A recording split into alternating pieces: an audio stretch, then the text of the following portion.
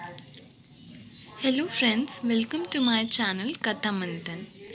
आज मैं आप लोगों को लात खान टेम्पल के बारे में पढ़ाने जा रही हूँ। लात खान टेम्पल एक बहुत ही इम्पॉर्टेंट टेम्पल है अगर आप उसके आर्किटेक्चर को अच्छे से देखें। कोई भी जगह को, कोई भी जगह की पहचान उस जगह के आर्किटेक्चर के बेसिस पे, उस जगह के फूड के बेसिस पे, क्लाइमेट के बेसिस पे और उसके लोकेशन के बेसिस पे होती है। उस तरह से ही कोई भी जगह का आर्किटेक्चर उस जगह को डिस्क्राइब यानी कि उस जगह की क्वालिटी में से एक है। अगर आप दिल्ली या दिल्ली के बारे में दिल्ली के बारे में कोई भी जानकारी दे रहे हैं तो ऑफ़ कोर्स आप इंडिया गेट दिखाते हैं। आगरा के बारे में आप ताजमहल दिखाते हैं। इसी तरीके से हर एक जगह की अपनी स्पेशलिटी है और उस स्पेशलिटी को डिस्क्राइब करता है उस जगह का आर्किटेक्चर। हम लोग लात खान टेम्पल, जब भी हम लोग इवोल्यूशन ऑफ टेम्पल्स पढ़ते हैं, टेम्पल्स के आर्किटेक्चर को जानते हैं, तो उसमें से एक बहुत सिग्निफिकेंस नाम हम लोग के आर्किटेक्चर में जुड़ा है, वो है लात खान टेम्पल। हाँ, आप लोग सबके मन में ये क्वेश्चन ज़रूर होगा कि ये एक टेम्पल है बट स्टिल ये एक मुस्लिम नाम से क्यों है। इस टेम्पल का बहुत बड़ा स्टोरी है। इस स्टोरी के कारण ही इस टेम्पल को हम लोग लात खान टेम्पल कहते हैं। ये अहिहोल कर्नाटका में लोकेटेड है। इस मंदिर में शिव जी का पूजा किया जाता है और 5th सेंचुरी के दौरान ये बनाया गया था और इसका क्रिएशन चालुक्यन डायनेस्टी ने किया था। आइए दोस्तों, और हम लोग इसका सबसे इम्पॉर्टेंट क्वेश्चन का आपको आंसर देते हैं कि इस टेम्पल का नाम लात खान क्यों पड़ा। द टेम्पल नेम लात Khan after a person named Lat Khan who turned this temple into his residence for a short period। माना जाता है कि लात खान जब लड़ाई कर रहे थे और उन्होंने कोई जगह नहीं मिला था उनको छुपने के लिए, तो उन्होंने इस टेम्पल को अपने छुपने और रहने के लिए यूज़ किया था और उसके बाद से ही इस टेम्पल का नाम लात खान पड़ गया। Orientation: the main axis of the temple is oriented towards the east-west. The entrance of the temple is located to east। जिस तरह से हम लोग सब लोग ये मानते हैं कि हमारा जो बिल्डिंग रहने का घर है उसमें कई तरह के वास्तु पुरुष मंडला यानी कि वास्तुशास्त्र के ऊपर हम लोग अपने घर को डिज़ाइन करते हैं। हमारे घर का ईच एंड एवरी डायरेक्शन एक स्पेसिफिक चीज़ के लिए बनाया जाता है।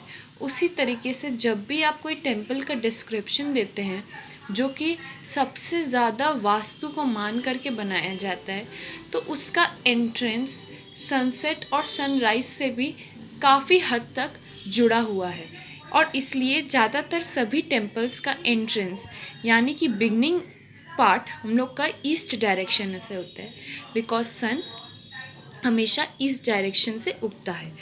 The main axis of temple जो कि मेन एक्सिस है, each and every temple, each and every architecture जो कि हम लोग के पहले आर्किटेक्चर से ही हम लोग को ये प्रेरणा और ये ज्ञान मिला है कि हर एक चीज़ हम लोग के प्रिंसिपल ऑफ डिज़ाइन के ऊपर है। Principle of design 7 to 9 types होते हैं, जैसे कि एक्सिस, सिमेट्री, ई सिमेट्री और भी बहुत तरह के प्रिंसिपल्स होते हैं डिज़ाइन के। तो उसमें से एक प्रिंसिपल है एक्सिस। जो टेम्पल का मेन एक्सिस है वो किस डायरेक्शन में ओरिएंटेड है? ईस्ट वेस्ट डायरेक्शन में ओरिएंटेड है। Detail description. नाउ लात खान टेम्पल का डिटेल डिस्क्रिप्शन यानी कि उसका आर्किटेक्चर को हम लोग अच्छे से जानते हैं। Lad Khan temple is the oldest of the Aihole group, यानी कि अहियोल में जितने भी टेम्पल्स हैं उन सब में से सबसे पुराना टेम्पल है लात Khan temple.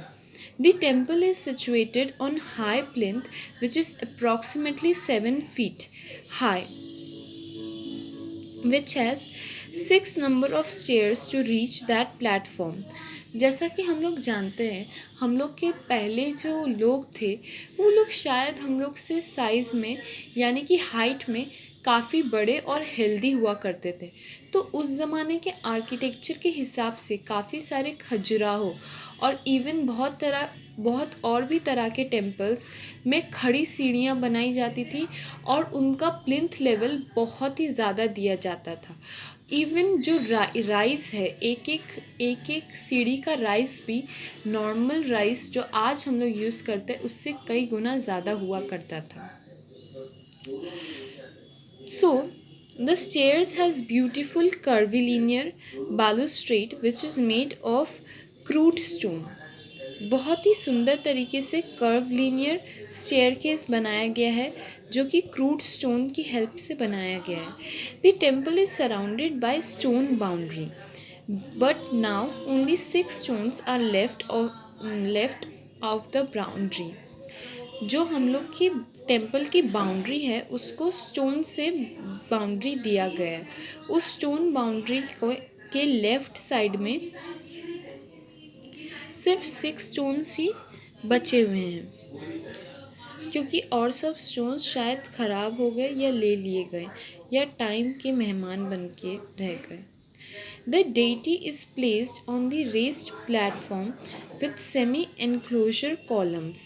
Have double and single brackets are used in the mandapa to raise the level of the roof. आप लोग को इतना ज़्यादा डिटेल डिस्क्रिप्शन में नहीं पढ़ना होगा but being an architecture student जो ऑलरेडी आर्किटेक्चर लेके पढ़ रहे हैं उनकी हिस्ट्री का ये सिलेबस में ज़रूर होगा और ये नोट्स जो मैं दे रही हूँ ये इनफ है किसी भी आर्किटेक्चर के स्टूडेंट जो फर्स्ट ईयर में इस हिस्ट्री ऑफ आर्किटेक्चर उसका सिलेबस में है because each and every temple का आर्किटेक्चर आप लोग को अच्छे से पढ़ना है। जो स्टूडेंट्स आर्किटेक्चर का एग्ज़ाम के लिए ये वीडियो देख रहे हैं वो जो मैंने पहले डिस्क्रिप्शन दिया है उतना ही याद रखें। ये जो नोट्स है ये एक्सट्रीम लेवल के लिए है।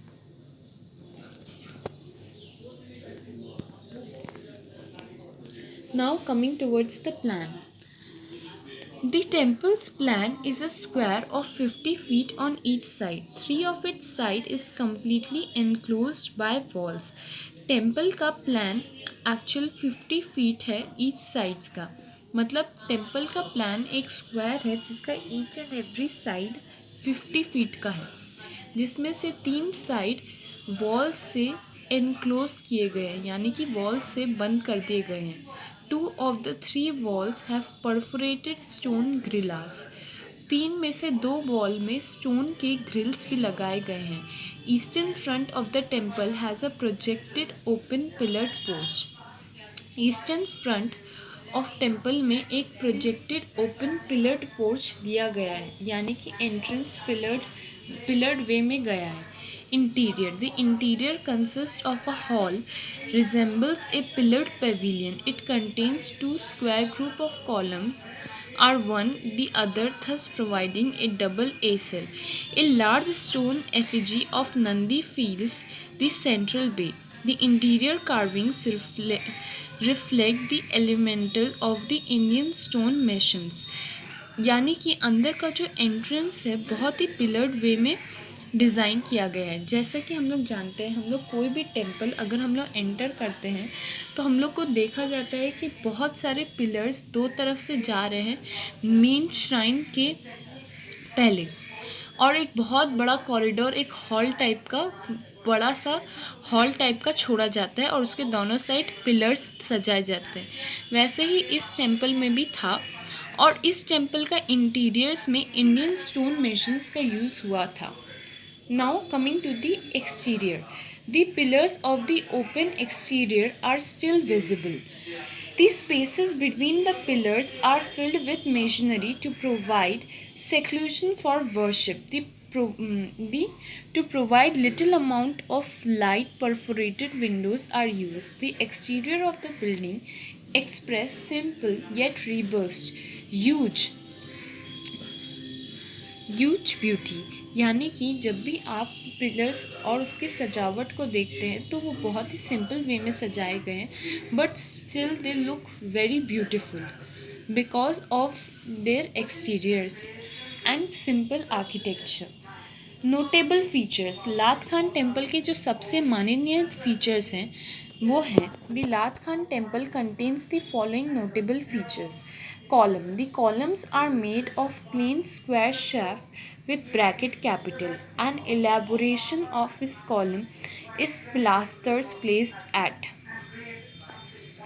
जो कॉलम्स है उनमें प्लेन स्क्वायर शेफ और ब्रैकेट कैपिटल बिठाया गया है। कॉलम्स बहुत टाइप के होते हैं जिसमें से ब्रैकेट कैपिटल भी एक टाइप के कॉलम को दर्शाता है। At each of the exterior angles of the building, slightly with upper ends above which a cushion capital with an expanded floral abacus, the bracket. This is the beginning of the corridor of the Dravidian style. हर एक pillar के ऊपर यानी column के ऊपर एक flower की तरह base दिया गया है और ऊपर की तरफ वो जॉइंड है। आपको इस कॉलम का डिज़ाइन मैं आप लोग को ज़रूर दिखाऊंगी मेरे नेक्स्ट वीडियो में, तब आपको समझ में आएगा कि floral abacus, expanded floral abacus actual में किसे कहा जा रहा है। ईच एंड एवरी कॉलम का एक टाइप होता है जिसमें से ये कॉलम भी एक टाइप में आता है। Now coming to the asana, the sitting arrangement inside the temple are omitted where the sitting are retained on the outside of the entrance porch. अंदर की तरफ लोगों के बैठने के लिए जगह नहीं बनाई गई है बट बाहर बनाई गई है। This is the beginning of the asana which later developed into an ornamental feature of many medieval temples. आसना को इस टेम्पल में सबसे बिगनिंग माना जाता है, यानी कि इस टेम्पल से ही आसना बनाने की शुरुआत हुई। आगे जाकर के ये मेडिवल टाइम के टेम्पल्स में कॉमन फीचर बन गया। Roof. The roof consists of large flat slabs. The joints of each slab are chiseled to form grooves. जो भी रूफ है वो फ्लैट स्लैब से बने हुए हैं और फ्लैट स्लैब एक दूसरे में चिजल करके एक ग्रूव बनाया गया है। Long narrow stones are placed on the joint following the grooves. The shape of these stones ribs suggest of timber origin. The heavy overhanging eaves of the roof, which also shows ribs underneath, clearly shows the windows inheritance. Roof का इतना detail study आप लोग को करने का दरकार नहीं है जो सिर्फ एग्ज़ाम्स के लिए प्रिपेयर कर रहे हैं, but first year students are required to do this. यहाँ पे रूफ्स को बहुत ही अच्छे से शेप आउट किया गया है, किससे, किस चीज़ का यूज़ करके, स्टोन्स का यूज़ करके। रिब्स यानी कि जिस तरह से रिब्स एक दूसरे से जुड़ी रहती है वैसे स्टोन रिब्स बनाई गई थी रूफ के कंस्ट्रक्शन प्लान में। Construction technique. The temple of Lat Khan was a product of primitive movement. It is shown by the nature of its masonry is composed of huge blocks dressed to level beds and placed alternatively without any mortar. सबसे बड़ी बात जो है, जो blocks यानी कि masonry blocks जो कि पुट किए गए हैं वो ऑल्टरनेटिव वे में पुट किए गए हैं और यहाँ पे मोटर का यूज़ नहीं हुआ गया है। मोटर एक्चुअली जॉइनिंग मटेरियल होता है जो दो ब्रिक्स या दो कंस्ट्रक्शन मटेरियल को ज्वाइन करता है। यहाँ पे मोटर का यूज़ किए बिना ही उनको रिब स्ट्रक्चर में डाल करके ज्वाइन किया गया है। The crude nature of masonry shows inexperienced workmanship. और कुछ जगह पे जहाँ पे मेशनरी का उतना अच्छा तरीके से यूज़ नहीं किया गया है वहाँ पे बहुत ही पुअर वर्कमैनशिप यानी कि लेबर उतना अच्छा नहीं था उस टाइम का, ये दिखाया गया है। Now the materials. The Lat Khan temple is built of yellow sandstone. पहले के ज़माने में जिस जगह पे जिस आर्किटेक्चर के बेसिस पे बिल्डिंग को बनाया जाता था उस जगह पे जो मटेरियल सबसे ईज़िली मिल जाए उसी मटेरियल का यूज़ किया जाता था। और येलो सैंडस्टोन वहाँ पे अच्छी मात्रा में, यानी कि सैंडस्टोन एक्चुअल में हर जगह ही मिलता था और वहाँ पे येलो सैंडस्टोन मिलता था, इसलिए वहाँ पे येलो सैंडस्टोन का यूज़ किया गया था। जब हम लोग दिल्ली के स्ट्रक्चर्स को देखते हैं वो रेड सैंडस्टोन से बने हुए हैं। क्यों? क्योंकि रेड सैंडस्टोन वहाँ पे ज़्यादा मात्रा में मिलता है, जबकि इस जगह पे येलो सैंडस्टोन का इम्प्लीमेंटेशन है because of easy availability. Now coming on to the comment section, Lat Khan temple signifies birth of pavilion typology of Indian temple architecture. लात खान टेम्पल पेविलियन टेक्नोलॉजी को दर्शाता है, यानी कि पेविलियन का formation before being the temple. Before Lad Khan the temple found in India are cave temples. जितना भी Buddhist architecture और जैन आर्किटेक्चर से हम लोग को टेम्पल्स मिले हैं वो मेनली केव्स के अंदर डेवलप किए गए हैं, बट लात खान टेम्पल एक ऐसा टेम्पल है जो ओपन ग्राउंड में बनाया गया है। Lat Khan became the first pavilion temple typology which survived in time. लात खान टेम्पल सबसे पहला पेविलियन टाइप टेम्पल है जिसने अभी तक सर्वाइवल किया गया है। It also marks the beginning of Dravidian order of temple. Each and every style, Dravidian style से लेकर के हर एक स्टाइल का एक बिगनिंग है, और लात खान टेम्पल ड्रेविडियन स्टाइल की बिगनिंग को रिप्रेजेंट करता है। The square shaft with expanding abacus holding projecting brackets, separation of the गर्भगृह and मंडपा in elevation। देखिए यहाँ पे जो बोल रहा है, जो स्क्वायर शैफ्ट का यूज़ किया गया है एज ए कॉलम में, कॉलम प्रोजेक्शंस के लिए, वो भी एक यूनिक फीचर है। और गर्भगृह, गर्भगृह क्या है? It is the open hall and the main hall where shrines are kept. और मंडपा क्या होता था? जहाँ पे पूजा की जाती थी, हवन किया जाता था। तो ये दोनों का सेपरेशन हम लोग को इस टेम्पल में दिखाया गया है एलिवेशन में। The introduction of asana, all these features, और इंट्रोडक्शन ऑफ आसना जो कि मैंने कहा था बिगनिंग है लात खान टेम्पल से ही आसना का फीचर आया। ये सब फीचर्स इंडियन टेम्पल्स में आगे जा कर के आई, जिसका लात खान टेम्पल ओरिजिन बना। So friends, Lat Khan temple is architecturally an important part of evolution of temples. So friends, thank you for watching my channel Katha Manthan.